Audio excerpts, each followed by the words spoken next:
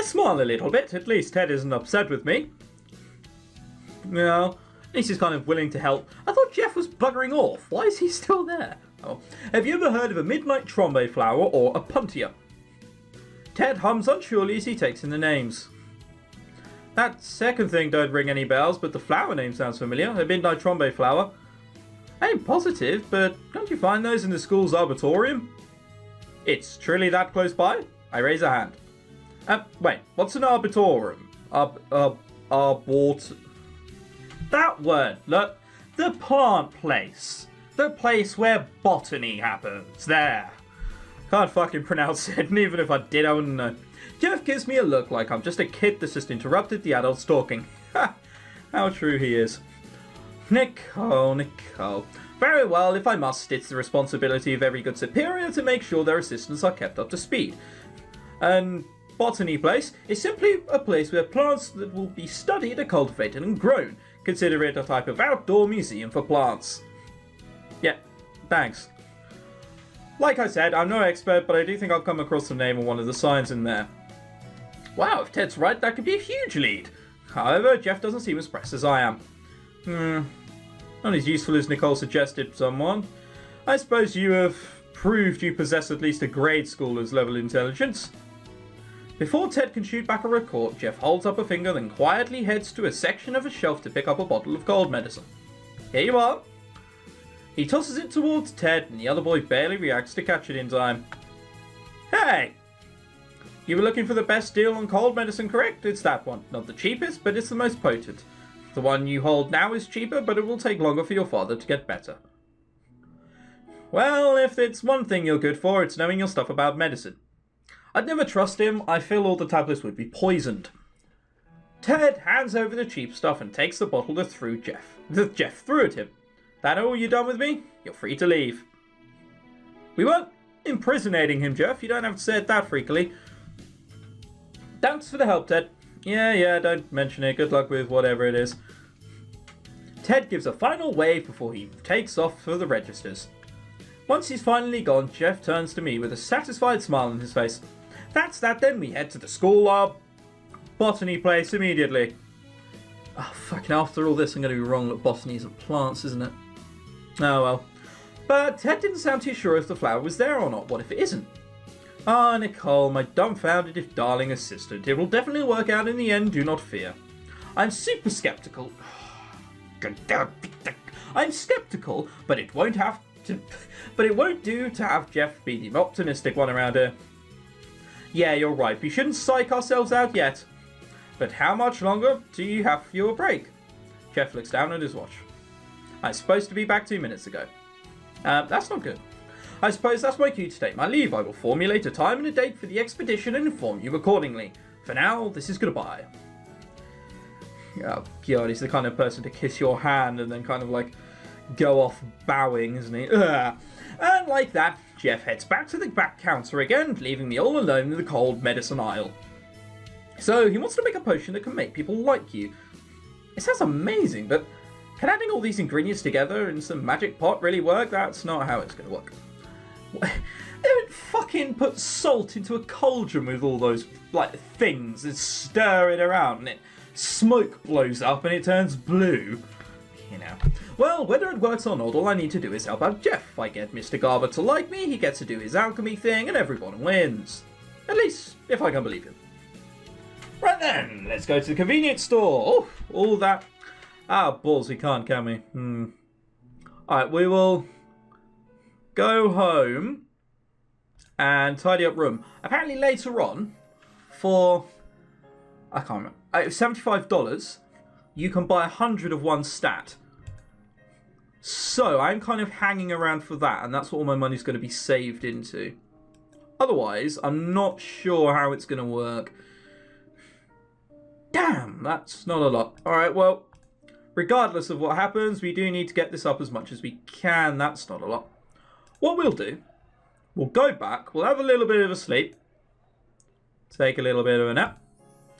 Then, I think we're fucked, aren't we? We can't, oh, we can go. Bollocks, we can't, I missed out on. Well, that totally wasn't worth it. Oh, well. Right, it's 3 to 5 diligence. I don't remember it being that high. Yes, very cute. I know all this. Ah, fuck, and now it's Saturday. Why didn't I see the day and just do it the day after and come into here a little bit more tired? Oh well. Let's do some jogging. 4 to 10 diligence. Do some jogging. Still haven't done a scene, so we'll go back home and have yet another nap. 65 out of 100 isn't very good, so I'll have a little bit of a sleep. I do not like that 5% anymore. That's just not good. Creeper. 25% though! Yeah! Gotta love the 25%. Alright, we need to do... Oh, yeah. I forgot, it's now Sunday, so... Do convenience stores not open there on Sundays? They just see Sunday and it's like, no, we're going away. Don't expect us to do anything of any merit. Alright, look at that due diligence. I don't know why I keep saying that. Damn you, work! 241. Not too shabby at all. Oh god, what is this now? I can't believe this. I marched down the halls of the dorm, muttering angrily to myself under my breath, I'm gonna kill Kurt. We're supposed to... Oh, right, that's what that was. We were supposed to meet today for another tutoring session, but he never showed up. So, of course, I tried texting him, but no answer. Then I tried calling him, but he didn't pick up either. Naturally, I was so pissed, but I got in touch with Darren. I figure if anyone knew where Kurt's lazy ass was, it would be his roommate. And yes, I don't say ass, I say arse. Because it's more satisfying. I prefer saying bastard as opposed to bastard, but ass and arse? Oh, you arse. It's just so much better. It's like anger. Grrr. See? That's me angry. Grrr. Etc. Long story short, it's why I'm over here in their dorm. Darren told me that Kurt's in their room still asleep. It's like not even noon yet, so I guess I can understand, but can this guy not stick to commitments? At least he didn't ditch me on purpose. That would have made me way more pissed off. So, as much as I'd like an excuse to, I can't kill him for this. I figure he'll do something along the way to make me change my mind, though. Like, hit on me. Ask me if I'd like to go to sleep with him again. Yeah, and start poking me, not with his finger. I haven't actually been in this dorm before. It's pretty nice. As nice as mine, but I figure it's to be expected when we're in the same school. Look, you're not going to come through here and it's just all goth-like, is it? You know. Darren said their room was in the 400s. 411? I double-checked the text he sent me to make sure. Yep, 411. I look around, trying to find a sign for room numbers, and I spot one with an arrow to the right with 400, 414. Looks like that's where I go. But they still had the 411, 12, 13, 14 up anyway. It leads me to a long hall. Long? Long? Yeah. I'm not sure about that. Either you're pretty lazy or the perspective is rather off-putting. And I count the room numbers as I walk past them. Eventually I reach the end where the rooms 411 to 414 are tucked away. Not wanting to waste any more time, I knock on the door with the 411 door plate and take a step back, waiting for someone to answer. I can hear footsteps on the other side. Who is it? It's Nicole. Who else is it going to be? Well, I suppose it could be one of the many groupies he must have. I recognise that voice. It's not a surprise that I see it's Darren on the other side of the door when he opens it. Look, only 2 people per room. What did you think was going to... Whatever. Hello, Nicole. Darren greets me with a small smile and a polite nod. He's always so nice. Hiya, sir. Where is he? I tried to look past Darren, see if I can spot Kurt, but Darren does his best to lean in my way. He's asleep, but I don't know if it'd be the best idea to let you in. I groan and cross my arms in annoyance. Punch him, punch him, punch him. No, don't punch him. Why not?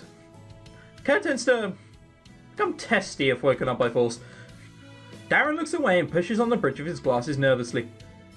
He can be a bit frightened at his worst. Is that why you haven't woken him up yet, even though it's going to be lunchtime soon? Darren nods meekly. His cheeks are lit red with a blush. That's not technically red. Sorry.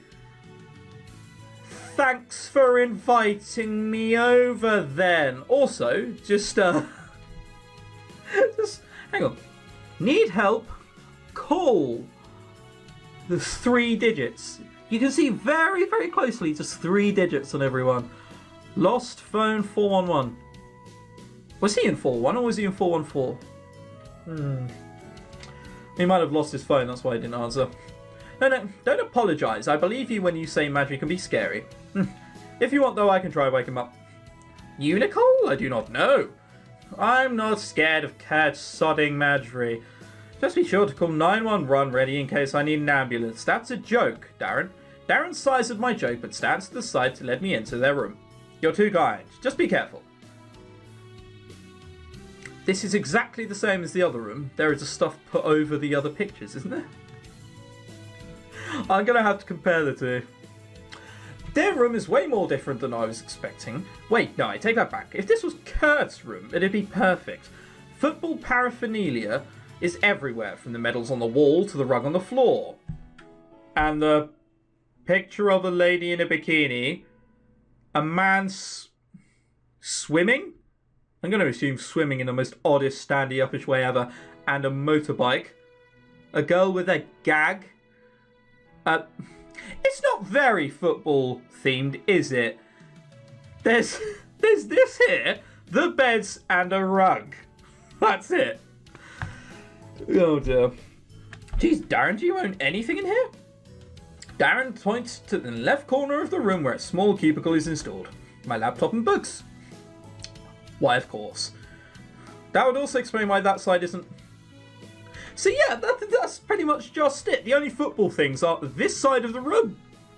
And by that, I mean a football, these things, and a rug. That's it. Ugh, whatever.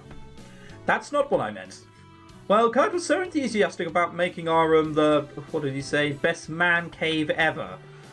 Darren curls down the first 2 fingers on each hand to air quote. Yeah, the best man cave. Well, that'd scare the shit out of me. So I simply allowed him to do what he wished. I didn't mind. Oh, I did offer my input on which posters to hang up, though.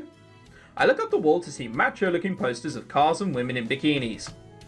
I guess they do have sort of an artsy element to them, but that I see in the pics of Darren reblogs.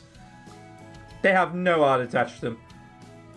It's like when an actor or someone takes all their clothes off and says, oh, it's really artistic, like in that terrible video.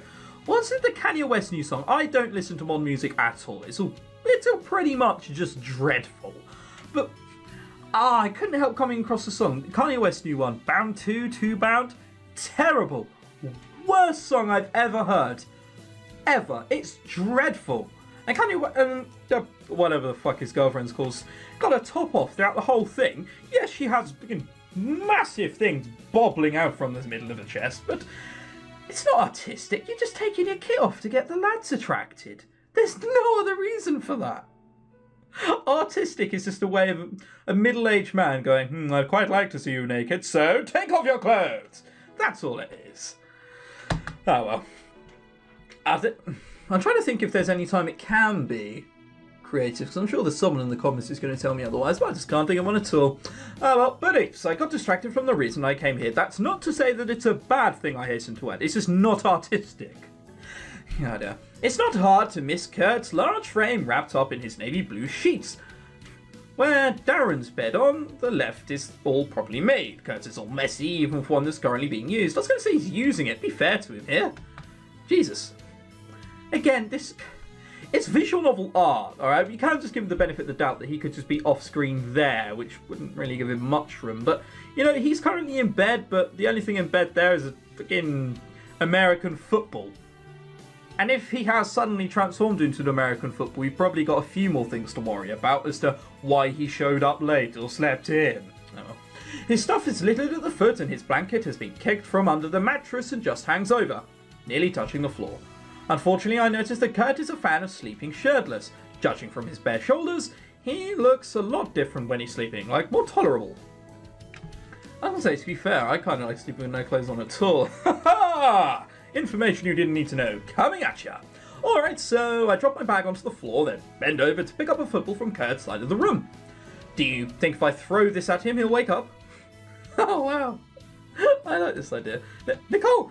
Kidding. He's going to beat us both up if I do that. I hand over the football to Darren and step to Kurt's bedside. Tentatively, I reach out and grab his shoulder. Psst, Madry. I whisper as I lightly shake his body, trying to rouse him from sleep as gently as I can. It's not working. Madry! I raise my voice this time, and Kurt finally cracks an eye open, grumbling restlessly. Kurt sits up in bed, rubbing his eyes with his wrist. I am amazed it was that short. Every time someone wakes me up, it takes me at least 5 minutes to roll out. Grave. Morning sunshine, did you forget what today is? Kurt sleepily cocks his head, but suddenly he jolts in action as though he's been struck by lightning. Crap, what time is it? It's nearly noon, Kurt. You almost slept through lunch. Kurt groans and drops his head into his palms. Damn it. He looks right up at me, and I never thought I'd see him appear so sincerely apologetic as he does now.